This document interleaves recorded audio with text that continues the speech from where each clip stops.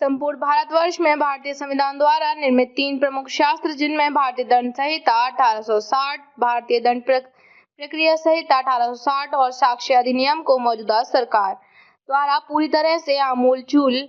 परिवर्तन करके उनकी विभिन्न धाराओं में से इस प्रकार परिवर्तन कर दिया गया कि न्यायाधीश से लेकर वरिष्ठ अधिवक्ता तक को उनकी जगह पर कानून की धाराएं रटी होती हैं, परंतु अब उनको उनकी ABCD की पढ़ाई न्याय की पढ़नी होगी। पूर्व में भारतीय दंड संहिता 1860 को भारतीय न्याय संहिता 2023 में भारतीय दंड प्रक्रिया संहिता 1860 को भारतीय नागरिक सुरक्षा संहिता 2023 में व भारतीय साक्ष्य अधिनियम को भी विभिन्न धाराओं के तहत परिवर्तित कर दिया गया है। कानून के जानकारों ने का मानना है कि भारतीय संविधान और मौजूदा कानून प्रक्रिया शास्त्र इनमें किसी भी प्रकार की परिवर्तन की कोई आवश्यकता नहीं थी। इस संदर्भ में कचहरी स्थित वरिष्ठ अधिवक्ता एवं पूर्व अध्यक्ष district bar association Mirzapur Ashok Pandey ने बातचीत के दौरान कहा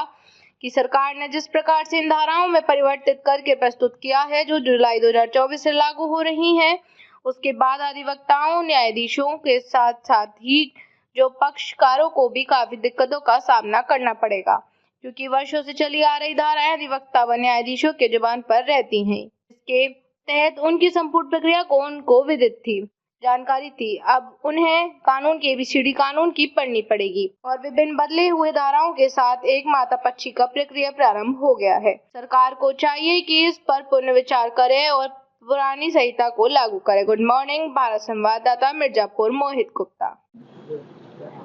सर, भारतीय दंड संहिता, भारतीय न्याय संहिता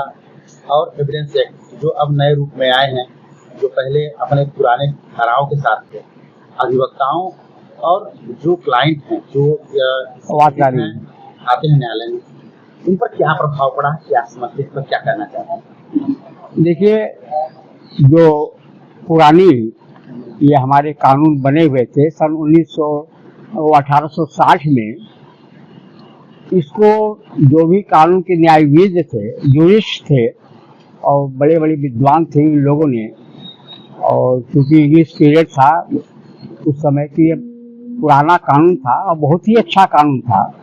उसको हमारी समझ से उसको बदलने की कोई आवश्यकता नहीं थी। बहुत आपको आवश्यकता थी तो उन धाराओं में संशोधन किया जा सकता था, लेकिन ये हमारे जो नई सरकार आई, जो इस समय की मौजूदा सरकार है, इन लोगों ने उसमें काफी उलटफेर कर दिया।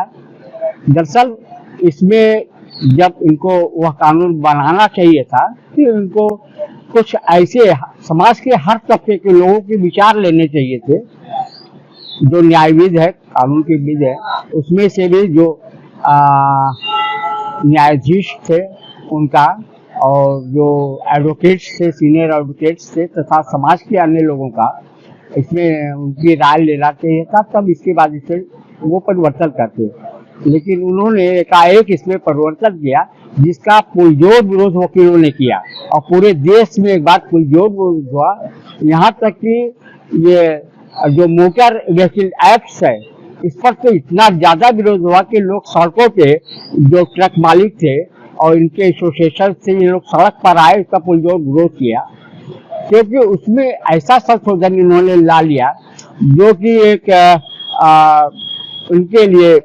मान लिया संजोग से एक एक्सीडेंट हो रहा है, दुर्भाग्यपूर्ण एक्सीडेंट हो जा रहा है, यह दुर्घटनाएं सभी से हो सकती है, कोई जरूरी नहीं है कि केवल ट्रक ड्राइवर से हो या जो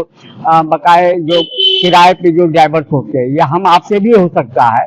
भूल से हो सकता है। लेकिन उसके लिए जो कानून इन्होंने एकाएक बना दिया है कि नहीं, जैसे ही दुर्घटना हो आप तुरंत पहले पुलिस को सूचना दीजिए, इसके बाद जो उसका उपचार कराइए।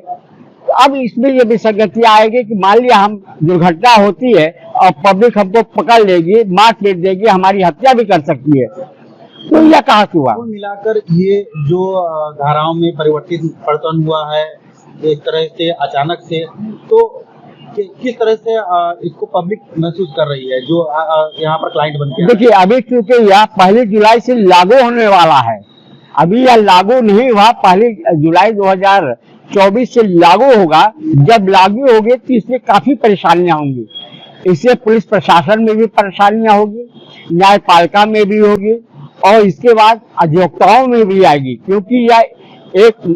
नई धाराएं आ गई, पुस्तकों का नाम नया आ गया है, तो इस तरह से सरकार को पुनर्विचार करना इस चाहिए। पर हाँ विचार करना चाहिए। इस पर पुनः विचार करना चाहिए कि ऐसी कौन सी आवश्यकता हो गई कि आपने इसमें परिवर्तन कर दिया। परिचय बता दें। हाँ, आप संशोधन कर सकते थे। मेरा नाम अशोक कुमार पांडे, एडवोकेट, पूर्व अध्यक्ष डिस्ट्रिक्ट बार एसोसिएशन मिर्जापुर।